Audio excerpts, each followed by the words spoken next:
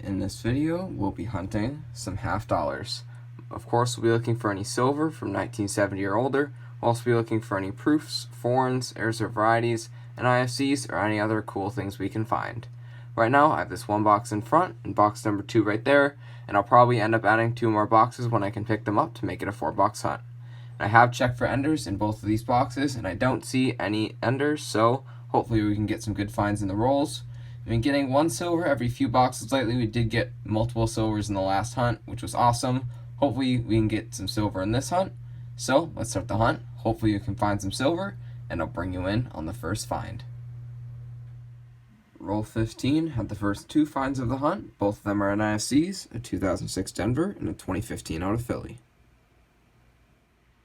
Roll 18, we have another NIFC. This one is a 2019 Denver. Next roll, we have another NIFC. This one's another 2019 from Philly this time. Next roll once again, and this is our 3rd roll in a row with an NIFC. They've all been 2019s, which is kind of odd, and this one's a Denver. Roll 25, halfway through the first box, and we have another NIFC. This one is a 2020 from Philly. Roll 44, the box is getting pretty close to being over, and we still don't have any other finds other than NIFCs. Just have another one, another 2019 from Philly. Hopefully we can get something other than an NIFC in the last few rolls. Roll 47, just another NIFC. This one is 2015 from Denver. That was it for box number 1, and unfortunately, not a very good box. All we have is just 8 NIFCs. Nothing else on the board, so definitely not a great box to start off the hunt. But we still have more boxes to hunt, so hopefully you get something in those boxes to make up for this one. So let's go on to box number 2, and hopefully this time we can find something other than just NIFCs. First roll, and we don't have an NIFC in this roll, but we have something else. I will say we have 2022 under there, a couple of new looking reverses there, so we might have some 2022s in this box. Did get 1 out of the first roll, but the reason I bring you in is because I see the edge of a hold coin right here. First hold coin I've gotten in a few hunts. Do find them once in a while. It's a 1972 Denver. It's a pretty interesting find. I do keep the hold coins I find in my hunts. Roll 2, and this second box is getting off to a great start. Still no NIFCs, but we have a proof in roll 2. Didn't get any other finds other than NIFCs in box 1. Actually getting some other unique finds in this box. It's a 2000S proof in pretty terrible condition. Definitely been in circulation for a super long time, but even though it's in rough shape, still cool to find a proof. Just opened roll number 9, and I knew I had a good feeling about this box. Felt like a lot different than the first one. Actually getting some finds. I just opened this roll, and we're going to have a silver in this roll. Probably a 40%, but I'm not too sure. Let's take a look and see. And it is going to be a 40% silver, 1966, 40% silver found. Getting off to a great start in box number 2.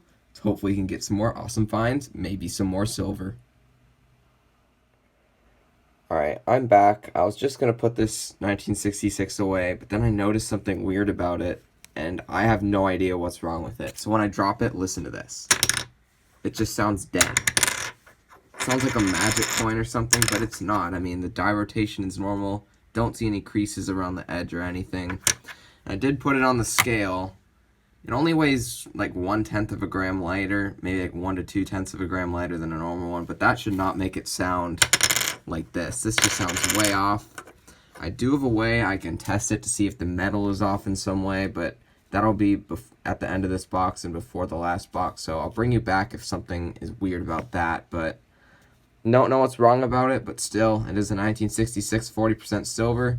Very odd that it sounds so off, and we'll see if there's anything wrong with it later, but either way, still a cool find. Roll 11 had the first 2 NIFCs of box 2. Both are 2015s, one's a P and one's a D. Roll 18, we have a couple more finds for the box. One is just another 2015D NIFC, but the other one is a 1971D DDO, first variety of the hunt. When I put it under the scope, you can see the doubling, especially on the top right serif of the eye right there, and especially on the bottom left as well, and the top left. That's where you can see most of the doubling on this one. There is some slight doubling on truss as well, just with some extra thickness of the letters. but still is the first DDO of the hunt. That's pretty cool, and another NIFC as well. Roll 20, we did have an NIFC that was a reverse facing ender, and it is a 2005 out of Philly. Roll 25, halfway point of box 2, and I just uncovered the second hold coin of the hunt. The hole's a lot smaller than the last one, but it is on a bicentennial. That's pretty cool. Roll 28, one of the enders I thought could be a 2022 actually ended up to be a 2015D NIFC. Just opened roll 30, and I think we're going to have a proof in this roll. The shiny one on the left is probably just a 2021 or 2022, but the one on the right definitely looks thicker. Just double check the one on the left, could be an NIFC, and it is an NIFC. Another 2015 out of Denver, getting a lot of those. But this one on the right definitely looks like a proof to me, and it definitely is a proof. A lot nicer shape than that really beat up one we found earlier, and it is a 2007 proof. Pretty sure I don't have that year in my proofs from circulation $50, so that's an awesome find, and I'm sure it'll clean up really nice. Next roll, we have another NIFC. This one is a 2020 out of Denver. Roll 37, we have another NIFC. This one's yet another 2015. This one's from Philly. Just opened roll 49. We're going to have the third proof of the box. It's been a really great box. This coin on the left, it's a little bit thicker than normal. I already looked at it, and it is a proof. And it is a bicentennial proof. Pretty decent shape, has some scuffs on it, but I think those will wipe off. Yep, some fingerprints as well, but I'm pretty sure it'll clean up pretty nice. That's an awesome find, proof number 3 of the box. Just open the next roll, roll 50, last roll of the box, and we're going to have another proof. Proof in roll 49 and 50. 4 proofs for the box. It's the most I've gotten in a box in a really long time. Pretty nice shape as well, and it is a 2006 proof. Slightly more beat up than the other ones, the last 2 ones, but still pretty decent shape. 4 proofs in the box. That's insane. Box 2 has been hunted, and it was a really great box. Of course, we got some more NIFCs. We got 2 hold coins as well. One with a big hole, one with a small hole. Did get a 1971D DDO. It's not the FS101, but still, it definitely is a DDO. 4 proofs as well. It's the most proofs I've gotten in a box in a pretty long time. Pretty decent shape, bicentennial. Pretty beat up, 2000. A decent shape, 2006. And a pretty nice 2007. So 4 proofs in a box. It's definitely awesome to see. And probably the weirdest and best find of the box was that 1966 40% silver that just does not sound normal at all. It almost sounds like it's a magic coin, but it's not. It would weigh lighter. It would probably have a die rotation, but it doesn't. It looks completely normal, just sounds off. I will test this and bring you back before box 3 to see if I found anything out. I'll test like the metal content of the coin and see if the metal's off at all, but if that's not off, then I have no idea what's wrong with it. Definitely odd, but still, it is 40% silver. So we found silver, a bunch of proofs, NIFCs. So it's a really good second box. Still going to add 2 more boxes on this video. So I'll be back when I have boxes 3 and 4, and I'll bring you back with an update on that 1966. I am back, and I did just pick up 2 more boxes of halves to add onto this video. Did check both boxes for enders. No obvious enders, but hopefully we can get some good finds in these boxes. And I do have an update on this odd 1966. Did put it through a tester that tests the metal content of it. The results were kind of surprising. Came back as 83% silver, 17% copper. So obviously over double the amount of silver it's supposed to be, which is very odd. My best guess is that maybe it was struck on a planchet that had a kind of a wrong mixture of metals. And the reason it didn't get rejected was maybe because it was kind of a light planchet. So it weighs normal, but it just has too much silver in it just because it's thin. Not sure at all, not sure if it has any value, but if anyone has any idea on it, feel free to put it in the comments. Still a very odd find, still don't have much of an idea of it, but again, if you guys know, put it in the comments. Anyways, now let's get on to box number 3. Maybe we can get some more silver, let's see. So I'll bring you in on the first find of the third box. Roll 3, and the first find for the third box is going to be an NIFC, a 2020 from Philly. Roll 8, and we have another NIFC. This one is a 2004P with the Ring of Death. Next roll, and we have another NIFC. This time it is a 2006 from Denver. Roll 22 had another NIFC, this one being 2015 out of Philly. Roll 24, yet another NIFC. This one, unfortunately, is the Ring of Death pretty bad, but it's a 2005 Philly. Next roll is a halfway point of the third box, and it did give us another NIFC. This one is a 2019 out of Philly. Roll 28, yet another NIFC. This time we have a 2015 out of Denver. Roll 32, and I just uncovered something that's not an NIFC for the box finally. Well, it is technically an NIFC, but it used to be a stickered coin. Someone brushed it off or something. No idea what it used to be. Might have said Vietnam War at the bottom, but it's on a 2014 Denver NIFC. Even though sticker's destroyed, still better than just a normal NIFC.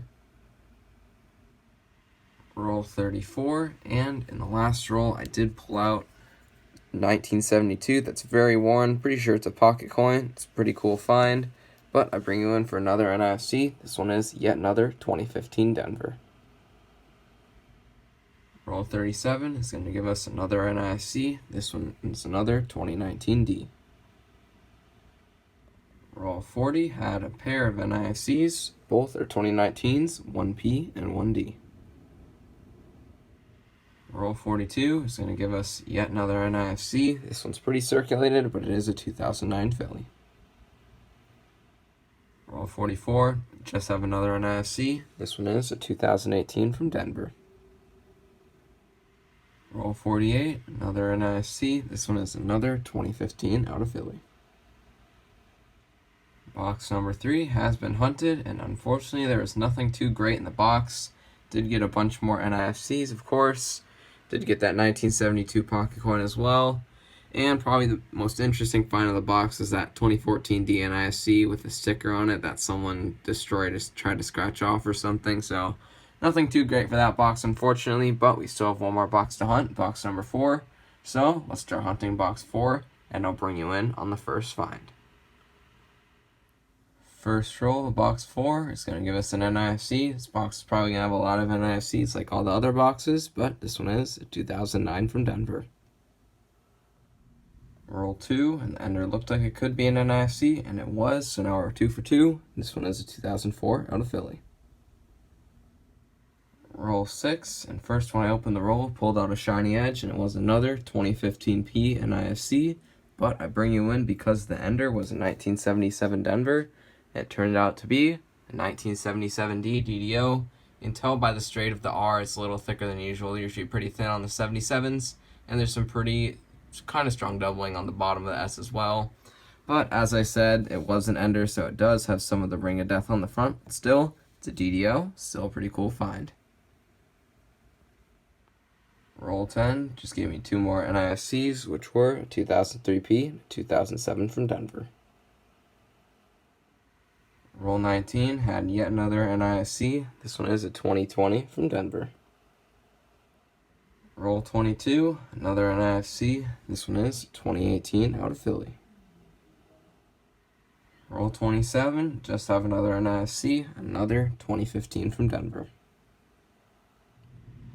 Roll 36, just another NIFC. Still stuck on just getting an NIFC to this box. This one is a 2019 out of Philly. Roll 39 had another NIFC, and this one is a 2009 Denver. Roll 46 had 2 NIFCs, a 2006 Denver and 2016 from Denver. Roll 48, and it's looking like this last box is just going to be NIFCs because I just pulled another one out, 2015 out of Philly. Fourth box has been hunted, so let's go over the finds. First, for the NIFCs, we ended up with 43 for the 4 boxes. Definitely a lot for this hunt, as I've been getting a lot recently, especially a lot of 2015s for sure. Did have a few miscellaneous finds. We did find 2 hold coins, a 1972 Denver and a bicentennial. Did get that 1972 worn down pocket coin, and we did get that 2014 Denver NIFC with a sticker on it, but the sticker's been scratched off unfortunately, so I can't see it at all. Did have a few errors and varieties as well. Did get 2 DDOs, a 1971D and a 1977D. And this 1972 I found in the last box only weighs 10.4 grams, so it's about 0.9 grams light, which is pretty light. I know a lot of 72s can be like that. I think they're struck using the quarter metal or something. But still, it's definitely a pretty cool find there. Did get 4 proofs as well, all out of the second box, which was definitely the best box of the hunt. Pretty decent shape, Bicentennial. Pretty beat up 2000. 2006, that's in pretty good shape. And a 2007 that's actually in really nice shape. And that 2007 is a year of proofs I did not find yet, so that's an awesome find there for sure. And the find of the hunt, also from box 2, the best box of the hunt, was that 1966. Supposed to be 40% silver, but it did test as 83% silver. And it does sound completely weird when I drop it. No idea why it's like that. Probably just some sort of error with the metal mixing or a thin planchet or something, because it only weighs 11.4 grams. And since it's so close to 90% silver, 90% weighs about 12.5 grams, so it should weigh closer to there. So I think it's just an improperly mixed metal planchet or something that's also a light planchet at the same time. It's my best guess. Don't know the value of it, but still, if you have any opinions on it, feel free to put it in the comments for sure. Overall, box 2 was definitely a great box. Unfortunately, the other boxes were pretty slow, but still, this was definitely a fun $4 half dollar hunt.